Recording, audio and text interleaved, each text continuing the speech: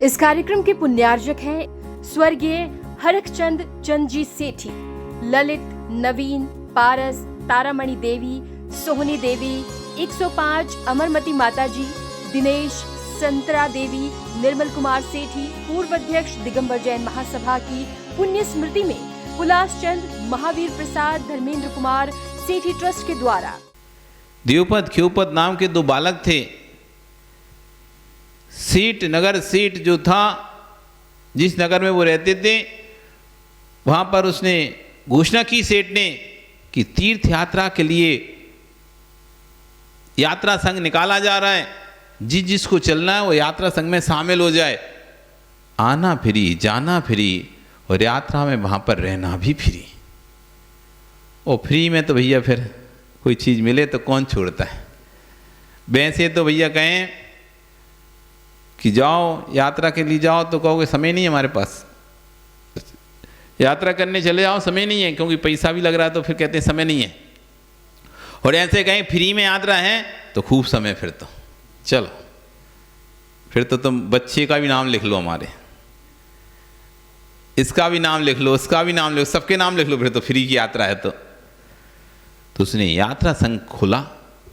लेकिन दोनों बच्चे थे, उनका भाव था कि भगवान की पूजा, भगवान की भक्ति दूसरों के पैसे से नहीं करना चाहिए,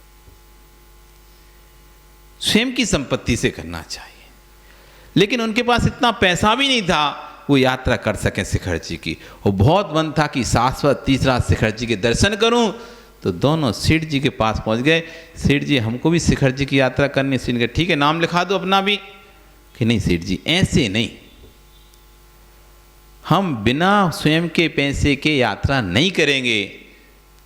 तो ठीक है, सेठ जी का ठीक है, तो पैसे जमा कर दो। पैसे तो नहीं है, पैसे नहीं है, बिना पैसे करोगे नहीं, फिर क्या करोगे? हम आपकी यात्रा संघ में काम करेंगे, आप कोई भी हमें काम दे दीजिएगा, हम काम करेंगे, उसके मेहनताने बदले में हम यात्रा करेंगे। सेठ सोचता है ठीक है, लड़कों की जरूरत है ही, दोनों अच्छे हैं, जैन लड़के हैं, तो भोजनशाला में लगा दिया जाता है। ठीक है, तुम सबका खाना बनाओगे। उनका ठीक है, स्वीकार है। उससे जो राशि मिलेगी उसके बदले में यात्रा संघ में आप यात्रा करो। दोनों बच्चे बड़ी लगन के साथ सबका भोजन बनाते, प्रेम से भोजन कराते और आगे दस्ता बढ़ता चला रहा था। समय आ गया जब समय शिखर की ओर वो यात्रा संघ पहुंच गया। दोनों बालक जैसे ही दूर से पहले पार्श्वनाथ की टोंक दिखती है, स्वर्णभर टूक, बड़े प्रसन्न हो जाते हैं। चलो अब हम भगवान की वंदना करेंगे, हम क्षेत्र की वंदना करेंगे। दोनों के चेहरे पर मुस्कुराहट थी, एक उत्साह था, तभी उनका चेहरा उदास। भाई अपन कैसे करेंगे? यदि अपन सेठ के साथ जाते हैं तो सबका खाना कौन बनाएगा? वो खाना बनाते हैं तो यात्रा कब करेंगे? यदि खाना बनाते हैं तो यात्रा नहीं कर पाएंगे, और यात्रा करेंगे तो खाना नहीं बना पाएंगे, और वो भी बहुत जरूरी है क्योंकि हमने जिम्मेदारी ली है सबके भोजन की। क्या करें? दोनों ने सोचा एक काम करते हैं, हम सेठ से पहले जाके करके आ जाएंगे। सेठ जाएगा 4 बजे सुबह, अपन 1 बजे चलेंगे, और जब तक सेठ पहुंचेगा तब तक तो लौट के आ जाएंगे, और लोग जब तक लौट के नीचे आएंगे तब तक सबका भोजन भी तैयार हो जाएगा। और वो निकल पड़े रात्रि 1 बजे।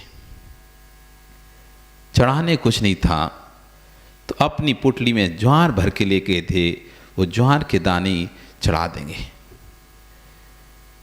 ऐसा सोचकर दोनों यात्रा के लिए निकल जाते हैं। सम्य शिखर की पर्वत पर चढ़ते हैं, वंदना करते हैं, और गौरधर को पहुंचकर अर्घ चढ़ाते हुए आगे बढ़ते चले जाते हैं। धीरे धीरे अपना वंदना कर रहे हैं, पूजा भगवान की भक्ति कर रहे हैं, स्तवन कर रहे हैं।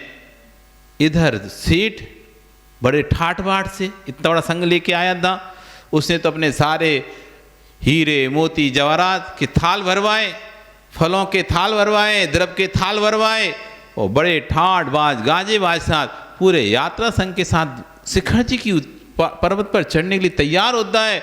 और गाजे बाजे के साथ जब शिखर जी की पर्वत पर गौतम गढ़धर टोंक पर पहुंचता है तो बड़ा प्रसन्न होकर, देखो मैं इतना बड़ा सेठ, इतना सारा सामग्री लेके आऊं, खूब भर भर के भगवान की उस पर चढ़ाऊंगा। और जैसे ही गौतम गढ़धर टोंक के अंदर पहुंचता है उसकी तो आंखें चौंधिया जाती हैं।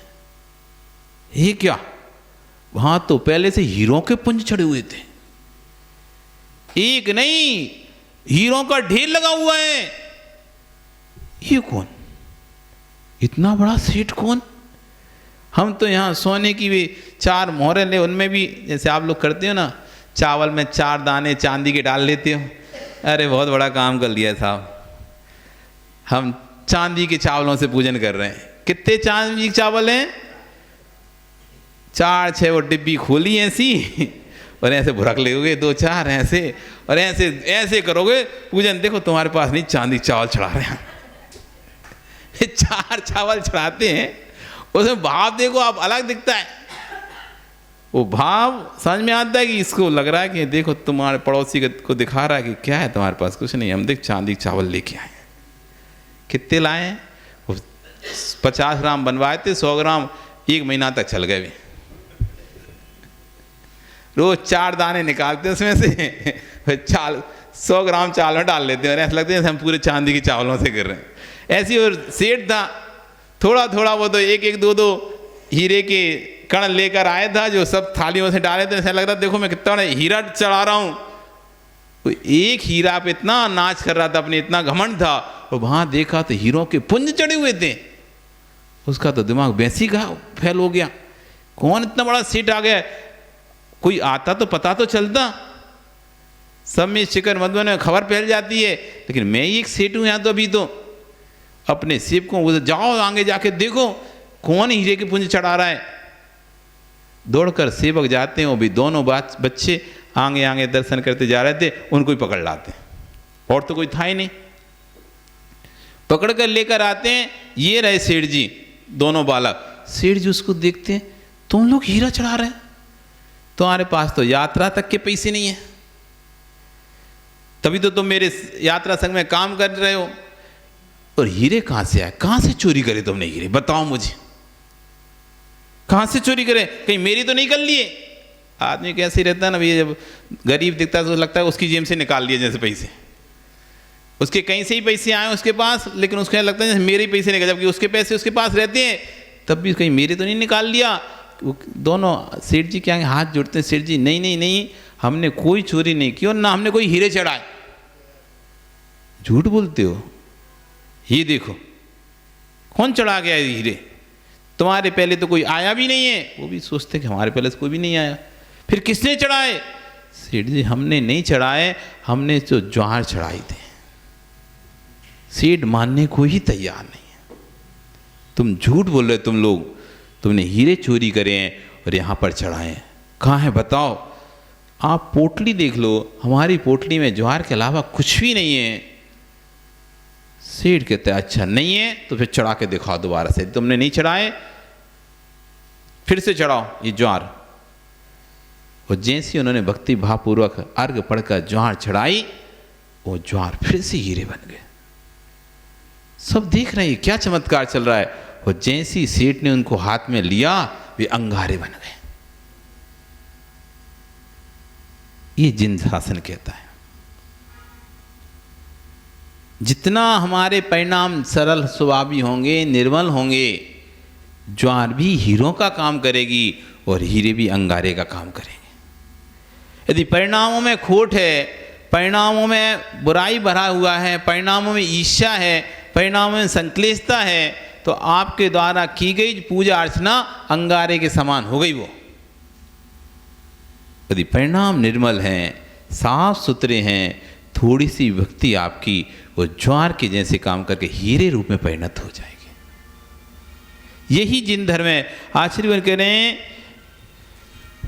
इतनी अपने अंदर शक्ति ले आओ, इतनी अपने अंदर ताकत ले आओ कि जैसे होली में कोई रंग फेरता है और तुम अपने कांच चढ़ा लेते हो, फिर कोई रंग का प्रभाव नहीं पड़ता, ऐसी कोई भी कितना भी कुछ कहता रहे, लेकिन आप अपने में इतने लीन हो जाओ, इतने लीन हो जाओ कि बाहर की बातों का कोई असर ही आपके ऊपर ना पड़े। जिस दिन ऐसा भाव आ जाएगा समझ लो धर्म आपके अंदर आ गया। अभी हम धोखे की जीवन जी रहे हैं, धोखे का। हम सोचते हैं हम धर्मात्मा है, धर्मात्मा। कोई धर्मात्मा नहीं हो। आप सोचते हो आप शांत, आपको गुस्सा नहीं आता, आप शांत हैं। अरे इसलिए आप ये मत समझना आपके अंदर शांति पैदा हो गई है। शांत आप इसलिए हो कि हर चीज हाथों हाथ मिल रही है आपको। शांत आप इसलिए हो कि जैसी मुंह से निकलता है और काम हो जाता है आपका। किसी से आपने कुछ कहा और तुरंत उसने ला के दे दी और तुम गुस्सा करोगे किस पे?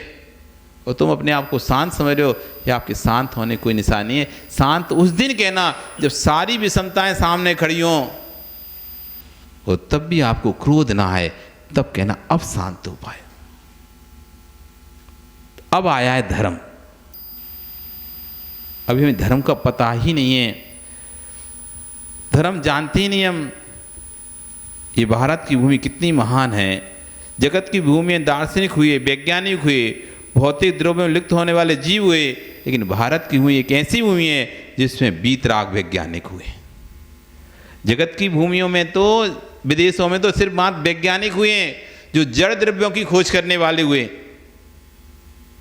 लेकिन भारत की भूमि एक ऐसी भूमि है जहां पर वो वीतराग विज्ञान हुआ जिसे आदि द्रव्य की खोज की है, आत्मा की खोज की है। आज भी विदेशों से लोग आते हैं सिर्फ इस बात के लिए भारत में कि आत्मा की खोज की यदि कोई विद्या है, आत्मा की खोज की कोई कला है, आत्मा की खोज के कोई पुरुष मिलते हैं तो भारत में पाए जाते हैं। सबसे सारे धर्मों के वेदधारी साधु मिल जाएंगे। सभी धर्मों के वेदधारी साधु आपको विदेशों में मिल जाएंगे। जितने भी धर्म आप देखते हो उनके धर्म गुरु आपको विदेशों में प्राप्त हो जाएंगे, मिल जाएंगे। लेकिन आपके दिगंबर मुनि कोई भी आज तक कोई विदेश में नहीं मिलेगा। एक भी दिगंबर मुनि कोई विदेश में नहीं है। जबकि अन्य धर्मों के जितने भी धर्म गुरु हैं, धर्म सर्वधर्म सम्मेलन होता है, सब पहुंच जाते हैं विदेशों में, सब पहुंच जाते हैं फ्लाइट से।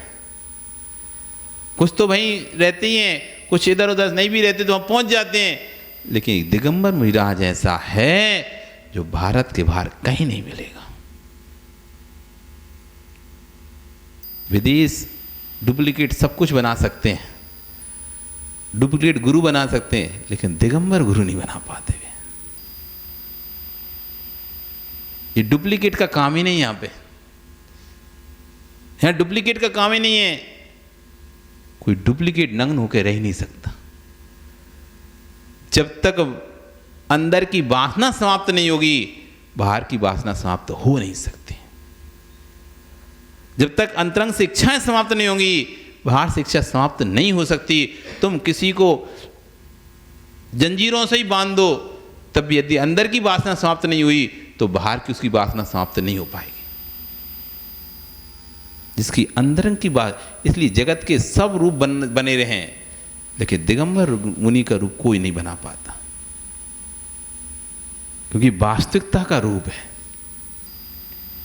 अंदर और बाहर एक रूपता का रूप है। ये वास्तविकता का रूप है। आपके जो रूप है जो छलावे के रूप है, आपका जो रूप है छलावे का रूप है। अंदर कुछ बाहर कुछ का रूप है। अंदर यदि आपकी वासना अभी भर रही होंगी तो चेहरे से आप शांत होकर बैठ जाओगे।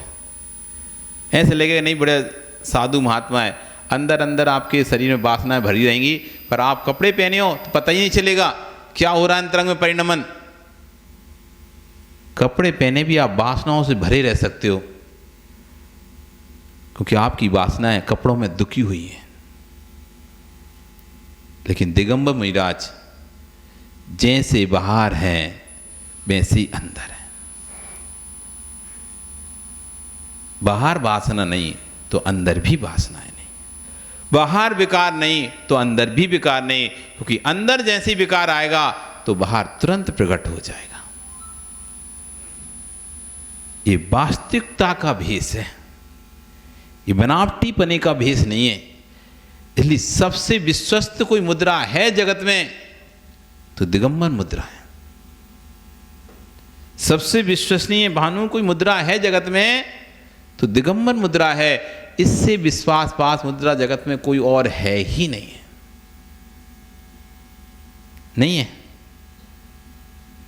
और ना मिलेगी कोई मुद्रा। ये भारत की हुई इसलिए महान नहीं है कि अनेक वैज्ञानिक हुए हैं, अनेक बड़े बड़े दार्शनिक हुए हैं। ये भारत भूमि इसलिए महान है कि यहाँ जो वीतराग वैज्ञानिक हुए हैं वो कहीं और नहीं हुए हैं।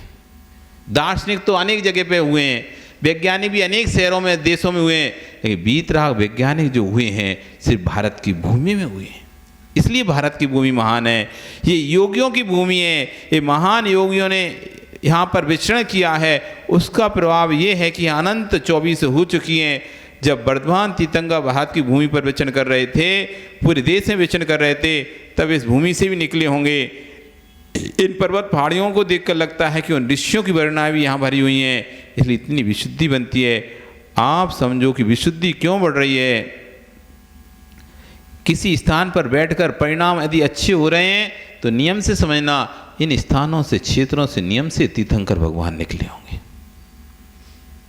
उनके प्रभाव से, उनकी वर्णनाओं के प्रभाव से ये क्षेत्र विशुद्ध है। क्षेत्र पर प्रभाव पड़ता है।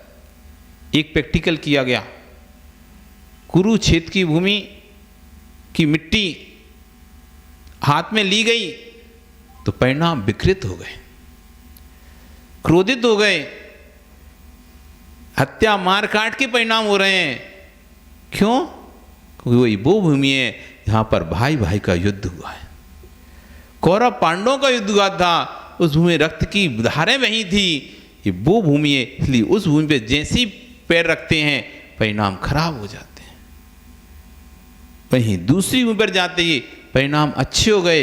ये वो भूमि है जहां पर तीर्थंकरों ने अपना केवल ज्ञान प्राप्त किया था, निर्वाण प्राप्त किया है। जैसे आप सम्यक शिखर की भूमि पर पैर रखते हो, परिणाम बदलते हैं कि नहीं बदलते?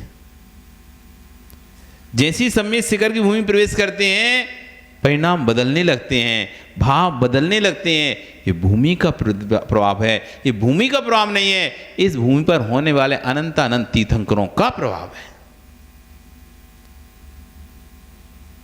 ऋषियों की वर्णना भरी हुई होती है, वहां पर मुनियों की वर्णना भरी होती है, जिन वाणी का पाठ करते थे। अब कोई आकर बोले कि मुझे वर्णना क्यों प्रभावित नहीं कर रही? ज्ञानी तुझे मालूम ना चाहिए। देखो सामने दो कैमरामैन बैठे हैं, एक पारस जिनवाणी चैनल का है, आदिनाथ चैनल का है, तो दूसरा लोकल चैनल का है। जब चैनल पर प्रोग्राम, तब पारस चैनल का प्रोग्राम उसमें कैसे आएगा? क्यों भैया? लोकल चैनल का चित्र लोकल में आता है और कंपनी वाले चैनल का चित्र कंपनी में आएगा। यहाँ एक आचार्य से उदाहरण के माध्यम से समझा रहे हैं कि कोई व्यक्ति कहे कि अब तो हमें आप कह रहे हैं कि स्थानों पर जहाँ पर तीर्थंकर का निर्माण हुआ उस स्थान की वर्णनाएं हमको प्रभावित करती हैं, पर मुझे तो नहीं कर रही। तो कह रहे हैं जिसका चैनल का चित्र है उसी चैनल पर दिखाई देगा। यदि परिणाम आपके विशुद्ध हैं तो वे वर्णनाएं आपको प्रभावित करेंगी, और यदि परिणाम आपके अशुद्ध हैं तो ये वर्णनाएं आपको प्रभावित नहीं करेंगी। आज के वैज्ञानिक में जिनवाणी को समझना बहुत सरल है, समझ में आ गया होगा। या समझाऊं इस प्रवचन में कौन सा चैनल चल रहा है? कोई भी चैनल नहीं है। जितने चैनल चल रहे हैं सबकी तरंग इस भवन में है कि नहीं? आचार्य कह रहे हैं इस भवन में कितने चैनल हैं? इस भवन में कितने चैनल हैं? 3 अलग अलग डिश टीवी ले आओ आप, तीनों पे अलग अलग चैनल चलेंगे। इस कार्यक्रम के पुण्यार्जक थे स्वर्गीय हरकचंद चंद जी सेठी, ललित, नवीन, पारस, तारामणि देवी, सोहनी देवी, 105 अमरमती माताजी, दिनेश, संतरा देवी, निर्मल कुमार सेठी, पूर्व अध्यक्ष दिगंबर जैन महासभा की पुण्य स्मृति में हुलास चंद, महावीर प्रसाद, धर्मेंद्र कुमार सेठी ट्रस्ट के द्वारा